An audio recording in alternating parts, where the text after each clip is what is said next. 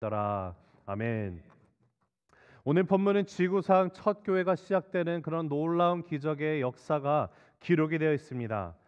우리가 너무도 잘 아는, 아니면 이렇게도 불리기도 하죠. 오순절 성령 강림 사건이라고도 부르고 있습니다. 여러분, 우리가 기독교 역사를 한번 살펴보면 정말 이 오순절에 임했었던 성령 하나님의 그 역사만큼 역동적이고 정말 신비롭고 또한 엄청난 도전을 우리에게 선사해 주는 그러한 또 일이 없었을 것입니다. 예수님을 구주로, 나의 주인으로 영접하고 모시고 나가는 그 새로운 삶을 시작하는 새로운 공동체가 마침내 시작이 되는 그러한 시점이기 때문에 그렇습니다. 근데 여러분, 우리가 잘 생각해 보면은요, 구약에서는 하나님께서 히브리 사람들을 하나님의 선민들, 그 택함 받은 백성으로 불렀었습니다. 그리고 하나님의 택함 받은 이 백성들은요, 하나님의 그들의 삶의 왕으로 모시고 그 하나님만을 모시며 살아가는 예배를 드리며 나갑니다. 근데 구약에 있었던 그 백성들의 모습을 보면 솔직히 오늘날 우리가 하는 이런 예배의 형태도 그들이 갖고 있었고, 예배를 우리보다 더 많이 드렸었죠. 그리고 계명을 또 하나님의 말씀을 지켜 행하고 나아가는 모습이 있었습니다. 아니, 민족 전체가 하나님만을 섬겼습니다. 그러나 구약의 그런 그 이스라엘의 백성들의 그런 공동체의 모습을 통해서 우리는 결단코 교회라고 부르지 않습니다. 물론 구약에 나오는 이스라엘의 그 공동체의 모습이 교회의 기초가 되는 것은 사실이지만 그것을 명실상부한 교회라고 우리는 결단코 부르지 않습니다. 예수님이 살아계실 때도 동일합니다. 예수님이 12제자를 부르셨고요, 12제자 위에 또 70인의 제자가 그들을 감싸고 있었으며, 그리고 우리가 살펴봤던 것처럼 예수님이 승천하시는 그날 그 승천을 목격했던 모여있는 제자들의 수가 500여 제자가 있었다는 것을, 500여 형제들이 있었던 것을 보게 됩니다. 이들은 이미 예수님을 그 삶의 주인으로 고백하고 있던 사람들이죠. 그러나 예수님을 주님을 모신 사람들이라는 면에서는 교회라고도 할 수 있을 것만 같은데, 하지만 그들을 우리가 정말 그 교회다, 에클레시아다라고 우리가 부르지 않습니다. 교회는 바로 오늘 우리가 함께 살펴보게 되는 이 오순절날 성령 하나님이 임하시는 이 역사가 일어나는 순간부터 비로소 교회라고 우리가 부르며 교회가 시작됐음을 우리가 보게 되는데요, 이것이 어떠한 뜻을 가지고 있을까요? 여러분, 교회가 교회되는 그 핵심 내용과 성령이 오신 것은요, 뗄래야 뗄 수 없는 결정적 상관관계에 있다라는 사실을 우리에게 알려주는 것입니다. 즉, 성령의 오심은요, 그 성령 오심의 중요성이라는 것이 무엇이냐면 성령의 오심으로 이 땅에 진정한 교회가 시작이 되었다라는 것이에요. 자, 우리 한번 화면에 보시고 한번 같이 읽어보실까요? 시작. 이 땅에 진정한 교회가 시작되었습니다. 한 번 더 읽습니다. 시작. 성령의 오심으로 이 땅에 진정한 교회가 시작되었습니다. 자, 지금 교회가 시작이 되는데, 지금 교회가 시작됐을 때 어떻게 시작됐는지를 우리가 1절 말씀을 살펴보면 이렇게 쓰여 있죠. 한번 읽습니다. 시작. 오순절 날이 이미 이름에 그들이 다 같이 한 곳에 모였더니. 지금 교회가 시작되는 그 날이 어떤 날인지 우리에게 알려주고 있는데, 어느 날이라고 말합니까? 오순절 날이 이미 이름에라고 말하고 있어요. 자, 여러분, 유대인들은요, 만 13세가 되면 성인식을 치릅니다. 성인식을 치르고 난 후에 유대인들 가운데 남자들이라면 이스라엘의 3대 절기로 꼽히는 유월절, 오순절, 장막절, 즉 1년에 적어도 3번은요 무조건 의무적으로 이 절기 때마다 예루살렘으로 와서 하나님 앞에 정말 예배를 드리기 위해서 다 모여들게 되어 있습니다. 이때는 해외에 흩어져 있는 유대인 디아스포라들도 다 예루살렘으로 모여들게 되기 때문에 학자들은 지금 이 오순절날 예루살렘에 모여있는 인파의 수를 추론해 본다면 약 200만 명이 된다라고 합니다. 여러분, 200만 명이라는 인파가 몰려드는 것이 상상이나 되십니까? 근데 지금 예수님이 시작하시고 세우신 교회의 그 탄생의 무대 세팅이 되는 것이 바로 우리가 읽고 있는 지금 오순절이라는 이 절기 때 일어나는 거예요. 자, 우리가 이 오순절이라는 것은요, 두 가지 다른 또 명칭으로도 불리기도 하는데요. 칠칠절이라고도 불리기도 하고 맥추절이라고도 불리기도 합니다. 이 명절이 어떠한 명절인지를 우리가 한번 생각해 보고 가는 것이 중요하기 때문에 여러분과 한번 신명기 16장 9절 10절 한번 같이 읽어 보겠는데요. 같이 읽습니다. 시작.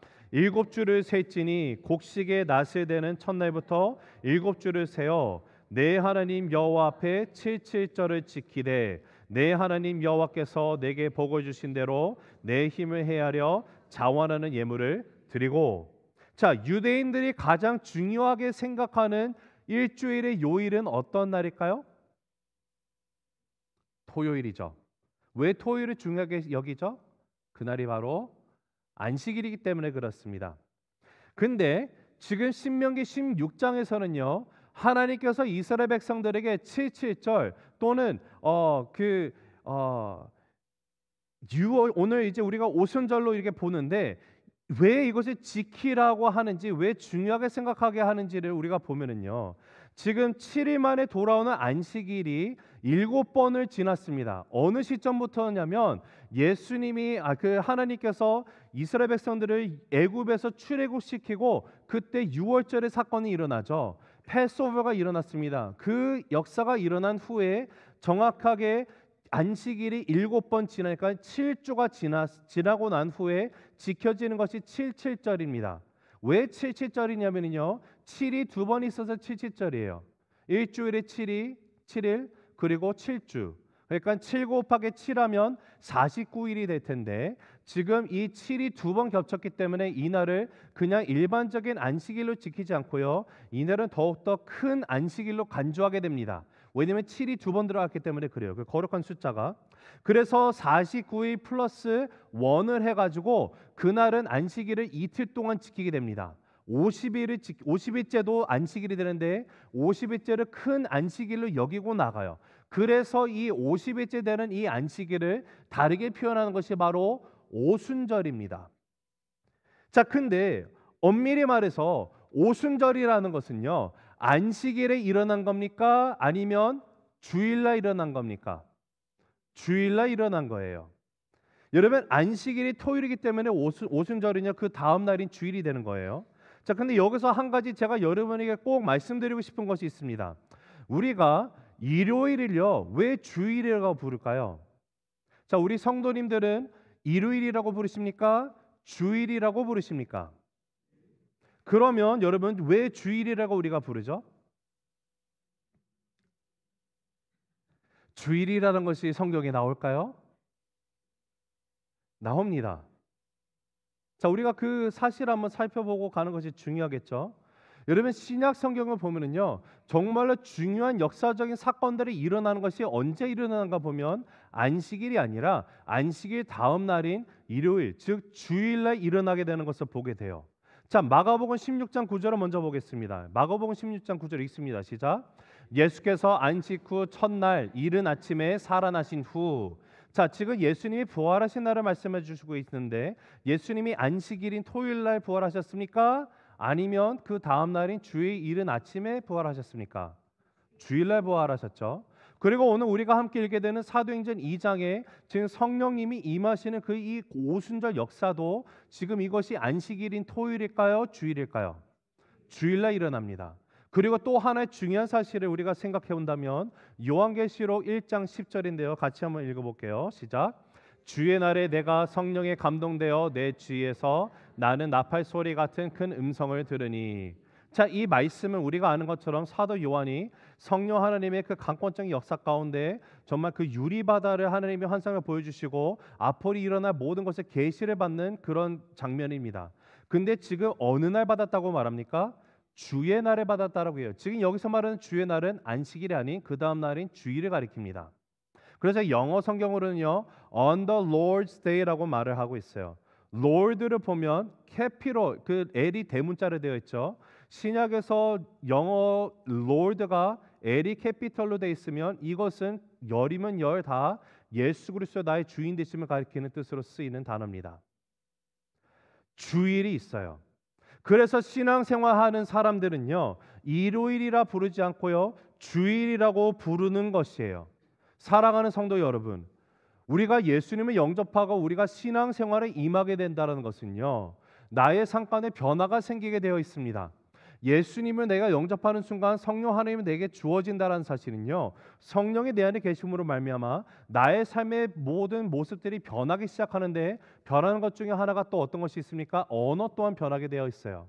그러하기 때문에 예수님을 알기 전에는 내가 일요일이라 불러도 상관이 없었으나, 그러나 우리가 믿는 성도로서 이제는 더 이상 일요일을 일요일이라 부르지 않고 주님의 날인 주일이라고 부른다는 것입니다. 그럴 때 우리 세스명 성도님 모두는요, 일요일이라 부르지 마시고 주일이라 부르시게 되기를 간절히 주님의 이름으로 축복합니다. 여러분, 지금 예수님의 제자들에게 하나님 아버지가 약속하신 성령을 받을 때까지 그들에게 반드시 예루살렘에서 기다리라고 말씀하셨던 것을 우리가 배웠었습니다. 봤었죠. 그런데 왜 그렇게 하셨습니까? 왜 꼭 기다리라고 말씀하셨었죠? 자, 우리가 다시 한번 우리의 또 그 기억을 회상시키고 상기시키기 위해서 사도행전 1장 8절을 보겠습니다. 같이 읽습니다. 시작. 오직 성령이 너희에게 임하시면 너희가 권능을 받고 예루살렘과 온 유대와 사마리아와 땅끝까지 이르러 내 증인이 되리라 하시니라. 자, 지금 여러분 이 사도행전 1장 8절은요, 사도행전 전체의 주제가 되는 중요한 구절입니다. 그런데 지금 예수님께서 제자들에게 반드시 예루살렘을 떠나지 말고 기다리라고 한 것이 무엇인가 봤더니, 하나님이 주시기로 약속한 것을 너희가 받아야 되는데 그 받아야 되는 것이 바로 성령이라는 거예요. 근데 성령을 받아야 되는 이유는 또 뭐라고 써 있습니까? 왜 성령을 받기를 기다려야 되는 거죠? 목적이 뭐였어요?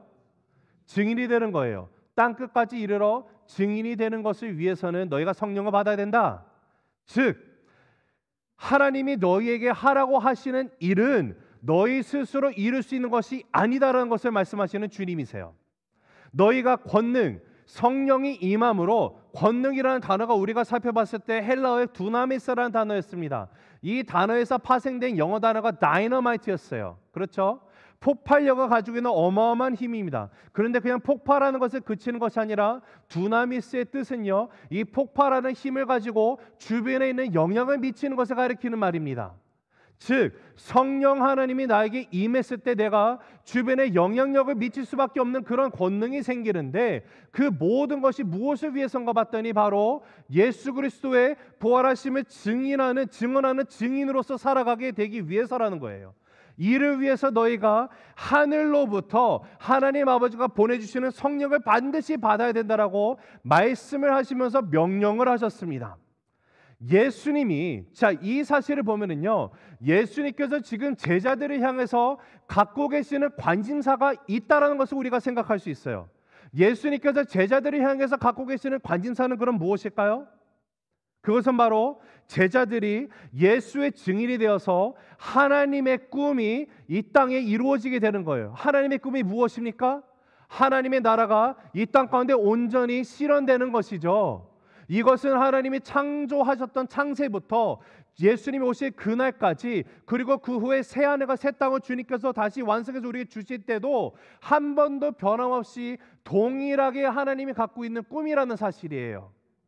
이것이 이루어지기 위해서, 하나님의 꿈이 땅끝까지 이루어지기 위해서 우리를 증인으로 삼고자 하시는 예수님의 관심사를 우리가 살펴보게 됩니다. 자, 근데 여기서 우리가 한번 중요한 질문을 우리 자신들에게 스스로 자문해 봐야 될 것입니다. 여러분, 오늘날 많은 크리스찬들은요, 많은 교인들의 관심사는 어디에 있을까요? 너무 광범위하면 오늘 지금 이 자리에 와서 예배를 드리고 계신 여러분의 관심사는 어디에 있습니까? 아마도 대부분의 크리스찬들, 오늘날 소위 내 자신을 성도다라고 부르는 사람들의 관심사는요, 죄 용서를 받고 어떻게 해서든지 최대한 죄를 덜 짓고 교회에서 열심히 봉사를 하다가 평안한 삶을 살고요, 나중에 죽어서 천국 가는 것이 관심사는 아닌가요? 여러분의 관심사는 어디에 있습니까? 여러분, 예수님의 관심사는 정확합니다. 우리를 제자 삼으시고 부르시고 구원하시고 하나님의 자녀가 되는 권세를 주신 것은요, 땅 끝까지 이르러 예수의 증인이 되고자 우리를 부르셨다라는 사실이에요. 그러나 언제부터인지는 모르겠어요. 그러나 어찌된 영문인지 교회가 더 이상 예수의 관심사로 살아가지 않고 이제는 나 중심이 돼서 내 관심사로 살아가는 모습이 되었다라는 것입니다. 사랑하는 성도 여러분, 우리 새생명교회는요, 저와 여러분의 관심사가 오로지 예수 그리스도의 관심사로 맞춰지고 변화되기를 간절히 주님의 이름으로 축원합니다. 여러분, 지금 제자들이 예수님의 명령을 따라서 지금 성령을 기다렸어요. 근데 솔직히 이 제자들이요, 성령이 어떤 능력을 주시는지 모르고요, 그리고 왜 성령을 받아야 되는 것이 그리 중요한지도 지금 모르는 상황입니다. 왜냐하면 경험하지 않으면 모르는 것이 성령 하나님이시기 때문에 그래요. 그러나 그들은 한 가지 우리가 아는 것은요, 예수님이 명령하셨기 때문에 그 명령 가운데 신실하게 오로지 기도에 힘쓰며 약속하신 성령을 기다리고 나갑니다. 근데 정말 약속한 성령을 기다리고 나갔더니 정확하게 열흘 후에요, 예수님이 승천하시고 난 다음에 열흘 후에 지금 마침내 그들이 모여서 기도하고 있는 마가의 다락방에서 성령님이 임하시게 됩니다. 근데 그날이 언제라고요? 오순절날 주일이라는 거예요. 자, 2절 3절 한번 같이 읽습니다. 시작. 호련히 하늘로부터 급하고 강한 바람 같은 소리가 있어 그들이 앉은 온 집에 가득하며 마치 불의 혀처럼 갈라지는 것들이 그들에게 보여 각 사람 위에 하나씩 임하여 있더니. 자, 지금 여기 보면 성령 하나님이 임하시는데 바람같이 임하시는 성령님, 불처럼 불의 혀와 같이 임하시는 성령님이라고 묘사를 하고 있습니다. 여러분, 성경에서 바람이라는 것이 나오면요, 그것은 열이면 열, 성령 하나님의 그 성령의 임재하심을 가리킬 때 나타나요. 근데 그럼 여기서 불의 혀라고 말하는 건 혀 모양으로 된 불이라고 나와 있는데 이것은 어떤 뜻을 갖고 있는지 잠깐 설명을 드리고 넘어가도록 하겠습니다. 여러분, 불이라는 것은요, 그 특성이 정화시키는 것에 있어요. 이사야서를 보면 하나님께서 이사야 6장에서 정말 그 이사야가 하나님을 보게 됐어요. 그랬더니 화로다, 큰일 났구나, 나는 죄가 많은 죄인인데 하나님 봤을 때 난 죽게 생겼다라고 말해요. 나의 입술이 부정하다고. 그랬더니 하나님께서 천사를 가리켜서 천사가 와서 그 뜨거운 차콜을 가지고 그 불을 가지고요, 이사야의 혀를 지집니다. 정화시키는 거죠. 그리고 난 다음에 누가 나를 위해서 이 땅 가운데 갈고 했더니 그때 이사야가 그 임재 가운데 반응하는 것이 주여 여기 싸우니 나를 보내소서 하는 것을 우리가 보게 됩니다. 이와 같이 이 불이라는 것은 정화시키는 능력으로 임해요. 자, 근데 왜 혀의 모습으로 나왔을까요? 이것은 지금 오순절날 성령 하나님이 임하신 사건을 우리가 좀 이따 보겠지만 이것과 연관이 되어서 우리가 봐야 되는 것이 바로 구약에 나타나는 바벨론 사건입니다. 여러분, 바벨론 사건이 창세기 11장에 나오죠. 근데 창세기 11장에 바벨론의 이 바벨탑이 무엇입니까? 홍수로 인해서 하나님이 한번 심판을 하셨거든요. 그 후에 사람들이 번성을 하기 시작을 했어요. 그런데 그들이 더 이상은 홍수로 다시는 심판받지 말자, 흩어지지 말자 해가지고 바벨탑을 어마어마하게 짓고 올라갑니다. 그런데 하나님이 보시니까 가만 놔두면 얘네가 진짜 하늘 꼭대기까지 질 각오로 가는 거예요. 자기 이름을 드러내고 싶어서. 그래서 그것을 보시고 하나님 와서 그들을 어떻게 하십니까? 언어를 흩어버리셨어요. 그것이 그 노아 홍수 후에도 있었던 사람이 갖고 있는 이 아담으로부터 오는 이 죄성에 대한 그 결과물이라는 것이에요. 그래서 언어가 흩어져 버렸습니다. 그러다 보니 저와 여러분이 미국 땅에 와서 이놈의 영어를 배우고 있지 않습니까? 참 이 힘든, 그쵸? 그 바벨탑 그것 때문에 그래요. 자, 근데 지금 언어가 통하지 않게 됐어요. 그런데 오늘 오순절날 성령 하나님이 임하셨을 때 불의 혀와 같이 임했다라고 표현하는 것은요, 우리가 좀 이따 살펴보게 됐지만 이제 이 그 성령이 임했을 때 이들이 선포하는 메시지를요, 거기에 모여있는 수많은 사람들이 자기네 언어로 듣게 됩니다. 즉 언어가 흩어졌었는데 언어가 통일되면 회복되는 역사가 일어나게 됐어요. 무엇으로요? 예수 그리스도의 복음으로 인해서. 중요한 사건이에요. 예수님이 승천하시고 난 다음에 성령 하나님이 임하십니다. 그러면서 하나님의 나라가 예수님이 이 땅 가운데 계실 때는요, 이스라엘의 왕으로만 극한되어 있는 예수님이시지만 온전히 승천하시고 다시 본연의 모습, 본연이시 그 하나님으로서 돌아가셔야지만, 승천하셔야지만 이 세상에 하나님의 나라가 온전히 임하게 되는 거예요.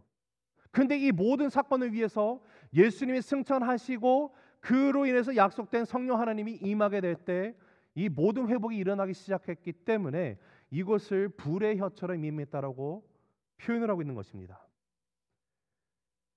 근데 여러분, 이 성령이 바람같이 불처럼 내려왔는데 이것이요, 예수님이 오시기 예수님이 사역하기 시기 전에부터 이미 누군가가 예언했던 말씀인 거 혹시 여러분 기억하십니까?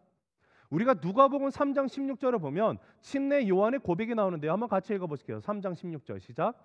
요한이 모든 사람에게 대답하여 이르되 나는 물로 너에게 침례를 베풀거니와 나보다 능력이 많으신 이가 오시나니 나는 그의 신발끈을 풀기도 감당하지 못하겠노라.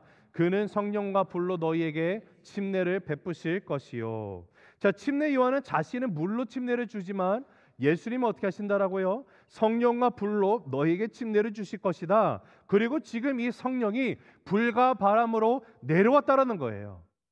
지금 마가의 다락방에 120명이 모여서 기도를 하고 있습니다. 기도하고 나가는데 그들은 솔직히 이날 성령님이 임하실 거라고 모르고 있었어요. 근데 하나님의 때에 성령을 내려주신 거예요. 근데 지금 그들이 성령이 오심으로 성령 충만함을 받고 난 다음에 어떤 역사가 일어나게 됐습니까? 아까 제가 말씀드렸던 것처럼 흩어졌던 언어였는데 이제 다시 그들의 입술이 떨리기 시작하더니 지금 하나님의 큰 일을 그들이 선포하기 시작합니다. 복음의 메시지를 선포하기 시작을 해요. 예수님이 죽으시고 살아나시고 부활하시고 승천하신 이 사실을 그들이 전하기 시작하는데 다른 나라 말들로 이것이 좀 들리기 시작하는 거예요. 이것을 다르게 표현하면 우리가 방언이라고 부르죠.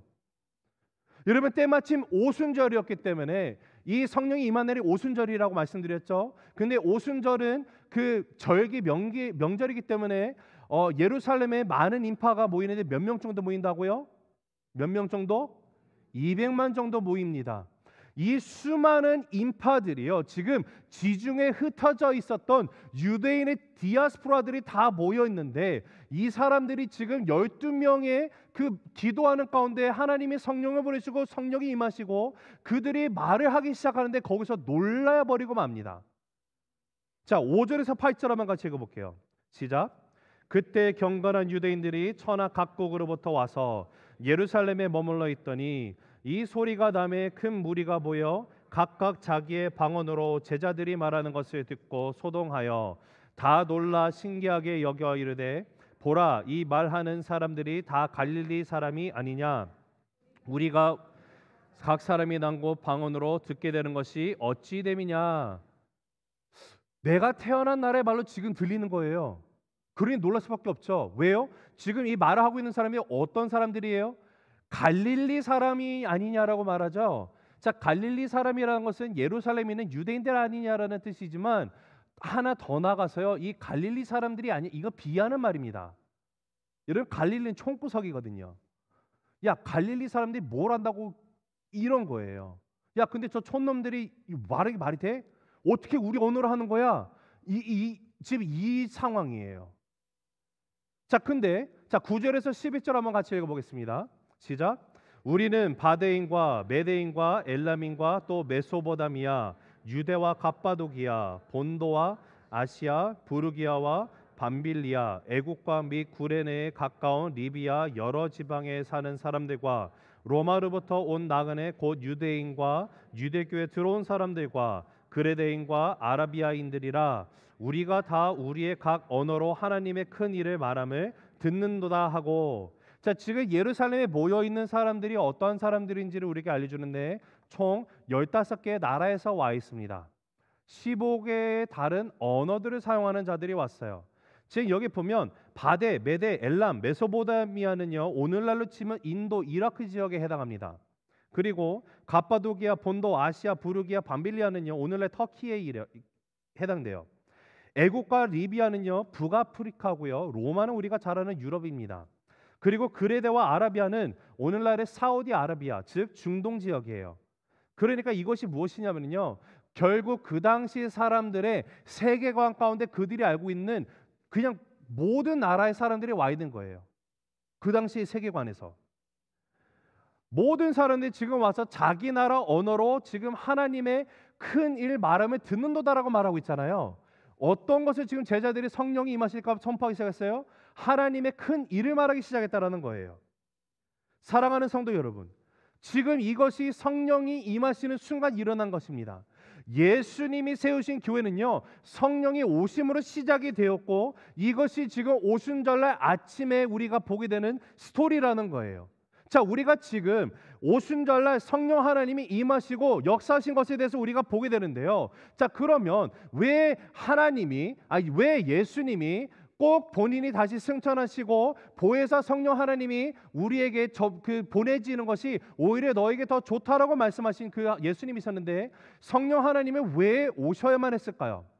자, 우리가 시간이 많지 않기 때문에 제가 성경에 나와 있는 이유들을 함축적으로 그냥 설명드리겠습니다.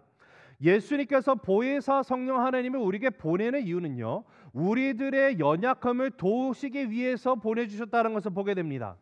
그뿐만 아니라 우리가 어떻게 기도할 바 모를 때 우리를 위해서 탄식하시고 기도하시는 성령, 중보자 되시는 성령 하나님이세요.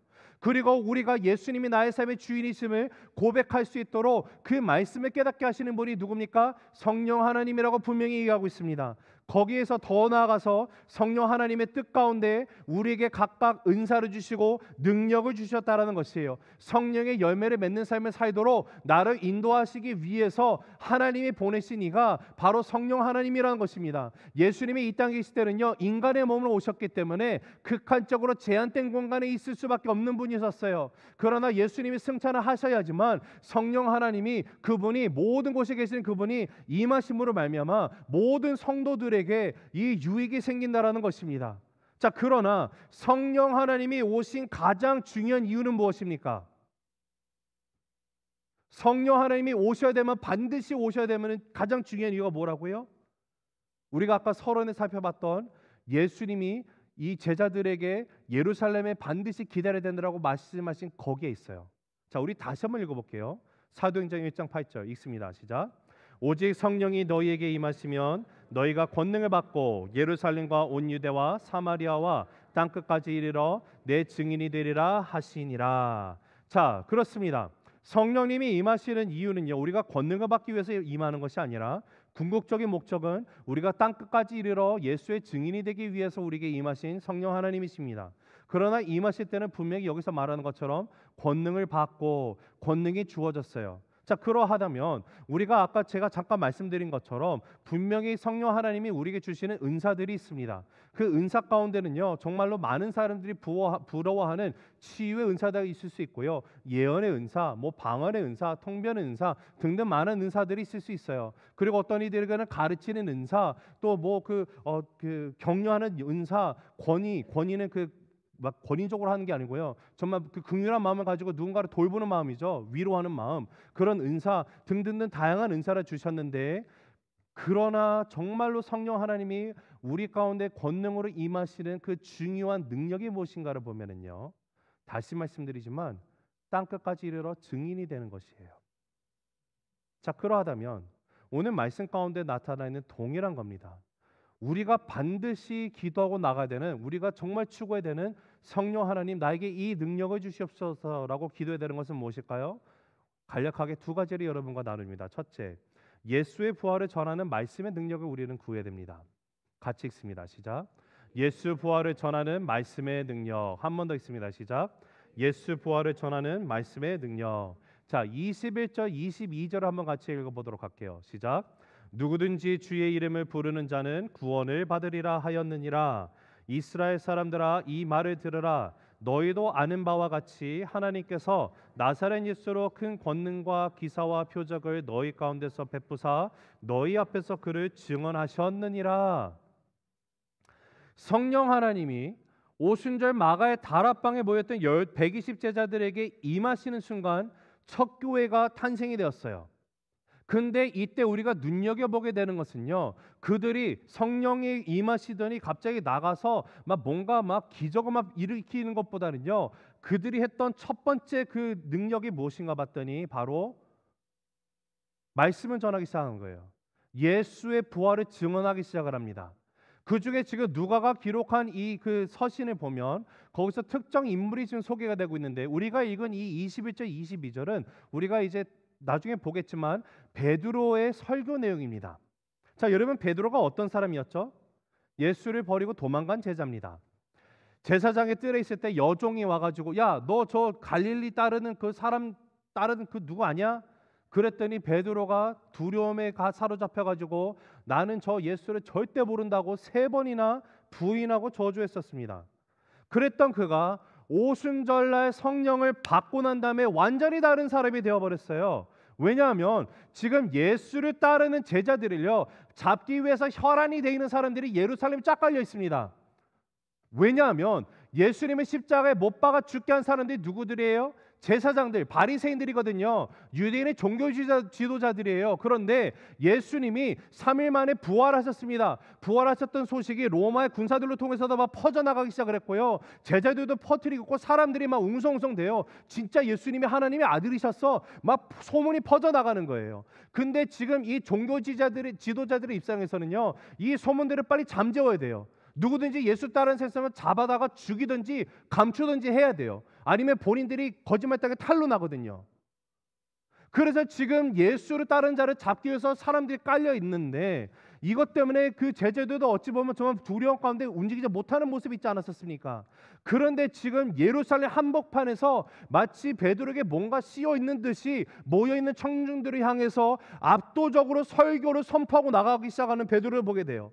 우리는 압니다. 지금 베드로가 여기서 한 번 설교함으로 인해서 몇 명이 예수님 앞에 돌아오게 됐어요? 3,000명이 예수님 앞으로 나오게 됩니다. 엄청난 역사가 일어났어요. 예수의 부활을 전하는 말씀의 능력이 임하게 된 거예요.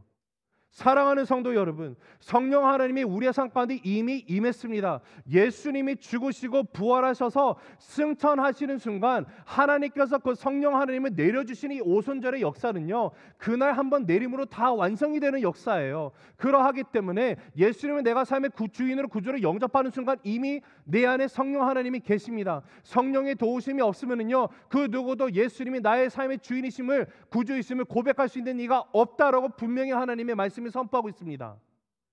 근데 성령이 우리에게 주시는 가장 큰 능력이 무엇일까요? 바로 예수 그리스도의 부활을 증거하게 되는 능력이에요. 이보다 더 큰 능력은 없습니다. 근데 지금 여러분, 이것이 우리가 이렇게만 보면 마치 베드로가 역시 예수님의 수제자고 사도니까 이렇게 특별히 이렇게 부름받아서 하는 거지라고 생각하겠지만 그렇지 않습니다. 왜냐하면 우리가 나중에 보겠지만요, 사도행전에 보면 스데반이나 빌립과 같은 평신도 집사들도요 동일하게 부활의 증언의 능력이 있음을 우리가 보게 돼요. 그들도 나가서 성령의 붙들림 받아가지고 예수의 부활을 담대하게 선포하고 나갔더니 사람들이 예수님 앞에 돌아오게 되는 것을 우리가 보게 돼요. 사랑하는 성도 여러분, 성령을 받은 성도는요 이 능력을 반드시 사용해야 되는 줄로 믿습니다. 나가서 외치는 거예요. 예수 믿고 구원 받으시기 바랍니다. 어떤 분이 이렇게 말할지도 몰라요. 그걸 꼭 말로 해야 되냐고. 그냥 몸으로 그냥 살다가 좋게 살다가 이렇게 몸으로 전하면 되지 뭐 그걸 뭐 본만 보이면 되지 뭐 말로 하냐고. 근데 여러분, 그거는 사도행전적 증언이 아닙니다. 사도행전에서는요 우리가 보는 사도행전에서 나타나는 뚜렷한 그 증언의 그 모습은요 그들이 선포를 해요. 예수 믿고 구원 받으셔야 됩니다. 예수님은 진실로 부활하셨습니다. 분명히 전할 수 있는 그 능력이 있었어요. 여러분, 이것은요 내적으로 내 안에서 내적인 확신이 없으면요 선포할 수 없는 거예요. 자, 그러하다면 내가 예수님의 부활하셨음을 선포할 수 있는 그 능력은 어디로서부터 오는 겁니까? 내 안에 들어오신 성령이 그 확신을 나에게 주시는 거예요. 그리고 이것을 내가 성령의 붙들림 받아서 성령이 주시는 확신을 내가 전할 때 내 속에서 명료한 확신 속에서 나오는 이 불과 같은 것이 나가게 하시는 것을 우리가 경험하게 됩니다. 여러분, 베드로가 그랬어요.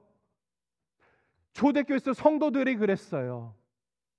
예전에는 예수님 믿으셔야 예자도 못 꺼냈었는데 정말로 이것을 영접하고 정말 경험하고 성령 하나님이 임재하는 것을 내가 아니까 예수님이 진짜 참된 하나님이시고 나를 위해 죽으셔 부활하신 것을 그들이 경험하고 아니까 그 후로 나가서 담대하게 선포하는 거예요. 내가 죽던 말던.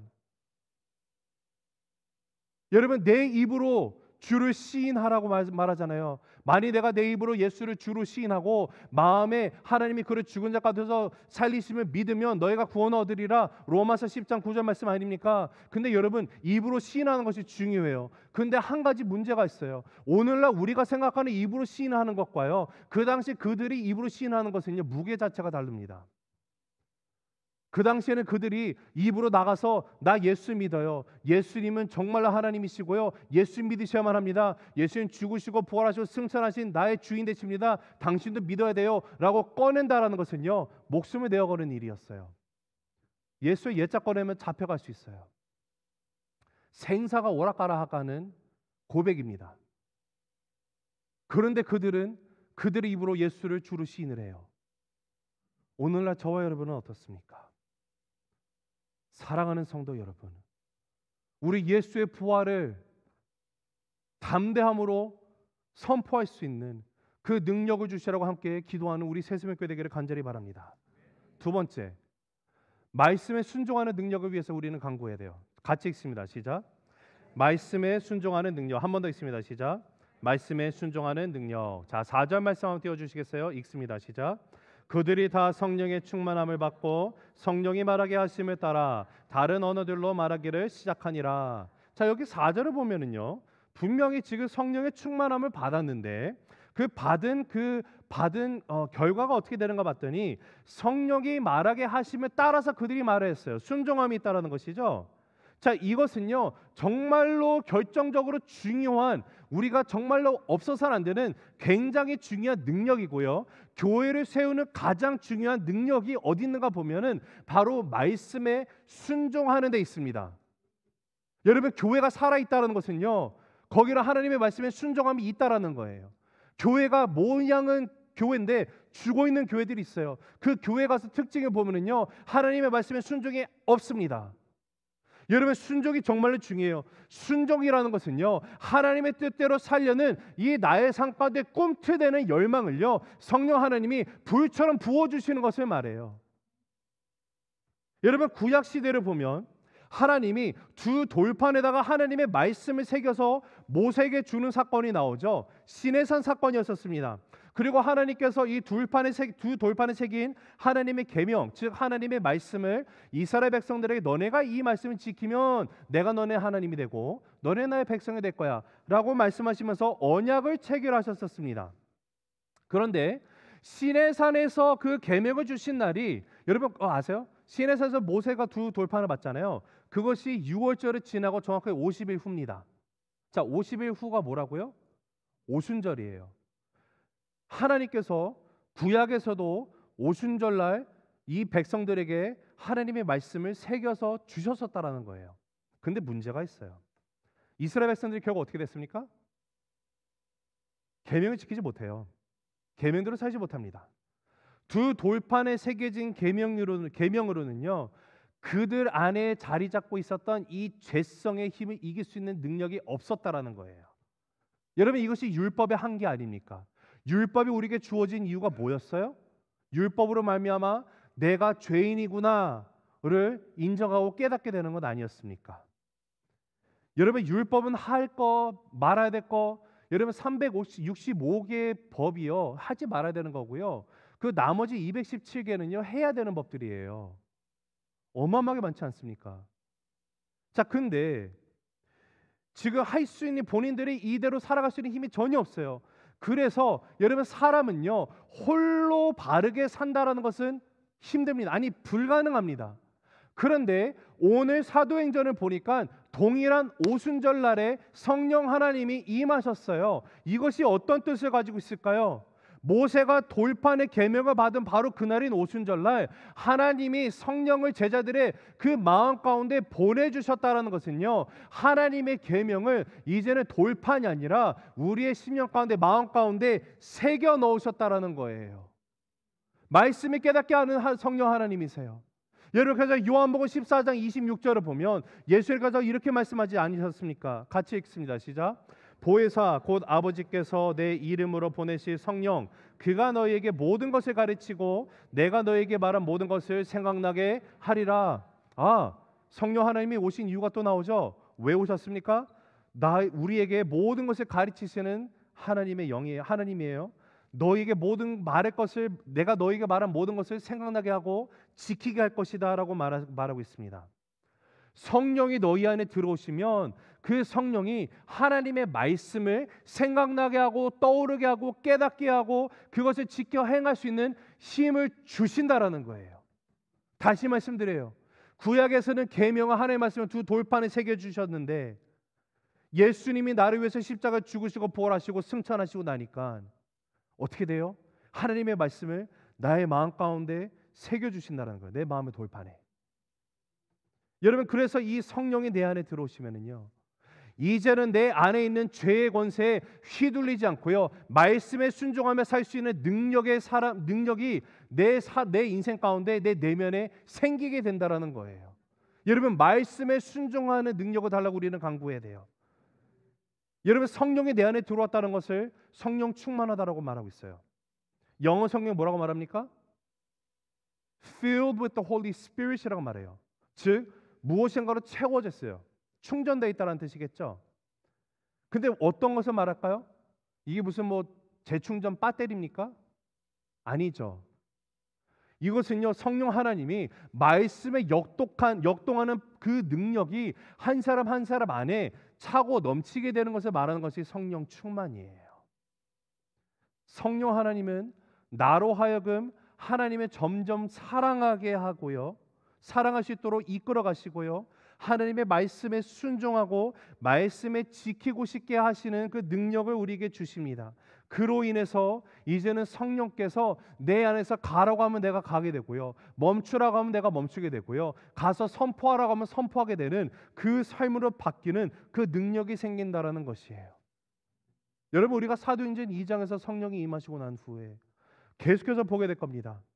모두 성령이 임하셔서 말씀을 하셨을 때 제자들이 순종하게 된 것은요, 어떻게 그렇게 순종할 수 있는 능력이 생기는가 봤더니 바로 성령의 능력 때문이라는 것을 우리가 보게 될 거예요. 성령이 임하셨다는 것은요, 첫째로 예수 그리스도의 부활을 증언하는 능력을 주시고요, 둘째로는요, 하나님의 말씀에 순종할 수 있는 능력을 우리에게 주십니다. 말씀 맺습니다. 사랑하는 성도 여러분, 여러분이 예수님을 구주로 나의 삶의 주인으로 영접하셨으면 그 순간 이미 성령 하나님은 내 안에 계십니다. 오순절의 사건은 다시 한번 일어나는 것이 아니에요. 그때는 일시일회적으로 완성된 사건이었습니다. 예수님이 2000년 전에 십자가에서 죽으시고 부활하셨던 것이 일시일회적으로 완성된 사건인 것과 동일한 것이에요. 내 안에 계시는 성령 하나님은요, 우리에게 능력을 주십니다. 근데 그 주신 능력이 무엇을 위해서 주셨습니까? 땅끝까지 이르러 예수의 증인이 되는 삶을 살기 위해서 우리에게 임하신 성령 하나님이십니다. 여러분, 성령이 주신 능력을 우리는 마음껏 사용해야 돼요. 여러분, 마음껏 사용하시기 바랍니다. 그리고 그를 위해서 성령 충만함을 달라고 날마다 기도하는 저와 여러분 되시기를 간절히 바랍니다.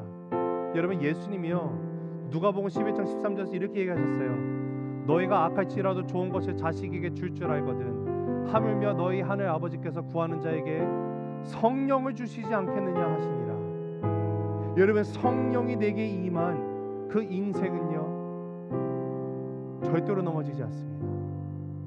성령이 내 삶 가운데 있는 그 인생은요, 내가 좌절하고 어려움과 힘듦이 있을 때도 다시 일어서는 힘이 있습니다. 그리고 교회의 첫 시작은요, 바로 그 성령이 임하심으로 말미암아 교회가 시작이 되었어요. 성령이 계시기 때문에 100년, 200년, 2000년 성령이 계시기 때문에 이 모든 것이 하나님의 교회가, 그리스도의 몸된 교회가 오늘날까지 이어져 올 수 있었던 것입니다. 여러분, 성령 하나님은 저와 여러분을 향해서 우리로 하여금 예수의 부활을 선포하는 능력을 주십니다. 하나님의 말씀에 순종하는 능력을 주십니다. 우리 간절히 구하고 나갈 때 하나님 이 두 가지 능력 나에게 반드시 허락해 주세요. 우리 이것을 간구하고 나갈 수 있는 우리 새샘교회 모든 성도님들 되시길 주님의 이름으로